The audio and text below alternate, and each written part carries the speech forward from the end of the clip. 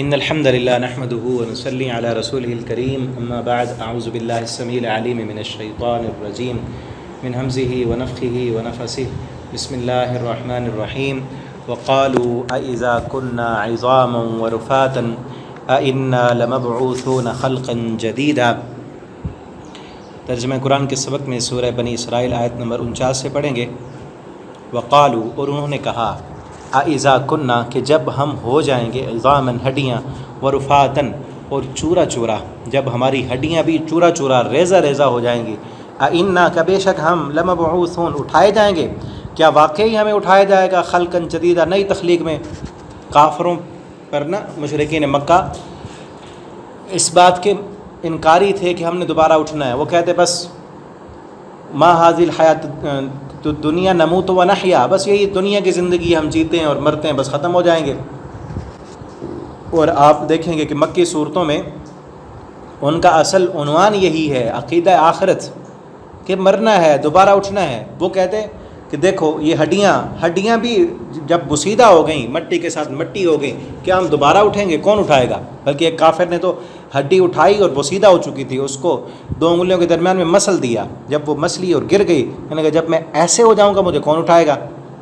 ٹھیک ہے نا۔ اذا كنا عظاما ورفاتا، جو مٹی اور ہڈیوں سے زیادہ سخت، یعنی ہڈی بھی جب سخت چیز ہے وہ بھی ختم ہو جائے گی تو ہمیں کون اٹھائے گا؟ اللہ رب العالمین نے پھر اس کا جواب دیا، قل کونوا، آپ ان سے کہو، حجارۃ او حدیدا، یعنی ہڈی تو کم سخت ہے، اس سے بھی زیادہ سخت پتھر ہیں، اگر تم پتھر ہو جاؤ، او حدیدا، یا پتھر سے بھی سخت لوہا ہے، تم لوہا بن جاؤ۔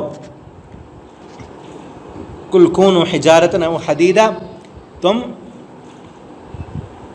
پتھر بن جاؤ یا لوہا بن جاؤ، او خلقن، یا ایسی تخلیق میں کہ کوئی اور مخلوق بن جاؤ، اکبر مما یکبر فی صدورکم، جو اس سے زیادہ تمہارے سینوں میں بڑی، زیادہ مضبوط اگر کوئی چیز ہے، لوہے سے بھی زیادہ مضبوط تمہارے دلوں میں کوئی ایسی چیز ہے، تم وہ بن جاؤ۔ فی صدورکم فسیقولون، پس ان قریب وہ کہیں گے، من یعیدنا، کون لوٹائے گا ہمیں؟ قل، آپ کہہ دیں، قل الذی، وہ ذات، فطرکم، جس نے پیدا کیا تم کو، اول مرہ، پہلی مرتبہ۔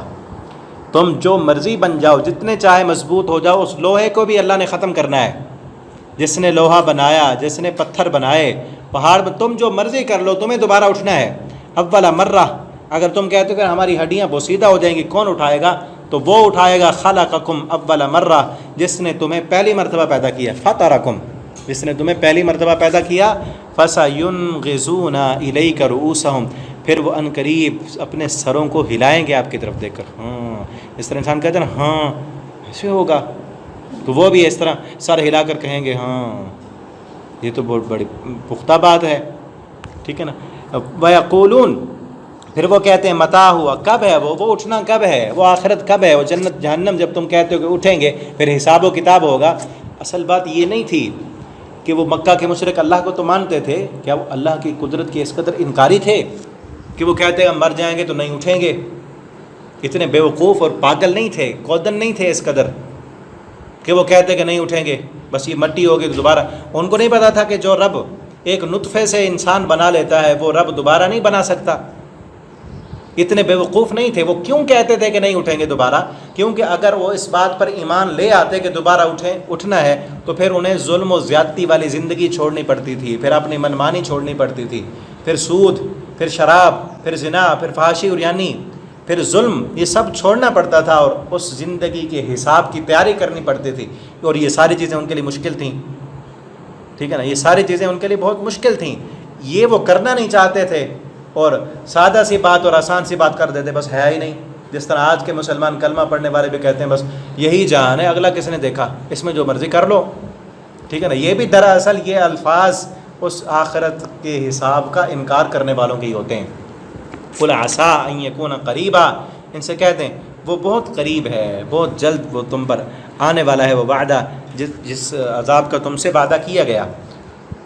یوم، جس دن، یدعوکم، وہ بلائے گا تم کو، فتستجیبون بحمدی، تم سب جواب دو گے اس کی تعریف کرتے ہوئے، وتظنون، اور تم گمان کرو گے، ان لبثتم الا قلیلا، نہیں تم ٹھہرے اس دنیا میں مگر بہت کم، بہت تھوڑا وقت ٹھہرے ہو اس دنیا کے فائدے اور لذتیں اور رونقیں جس کی خاطر تم آخرت کا انکار کر رہے ہو کہ ہے ہی نہیں، بس یہی دنیا ہے، کیونکہ تم ان لذتوں کو، اس دنیا کے فائدوں کو چھوڑنا نہیں چاہتے. جب وہ وقت آئے گا پھر تم سمجھو گے کہ دنیا کے جو فائدے تھے وہ بالکل ناکارہ تھے، کم تھے، کسی کام کے نہیں تھے. ہم تو بہت تھوڑا عرصہ وہاں رہے ہیں. اللہ تعالی ہمیں قرآن پڑھنے، سمجھنے، اس کے مطابق عمل کرنے والا بنا دیں. آگے انشاءاللہ اگلے سبق میں پڑھیں گے. السلام علیکم ورحمۃ اللہ وبرکاتہ.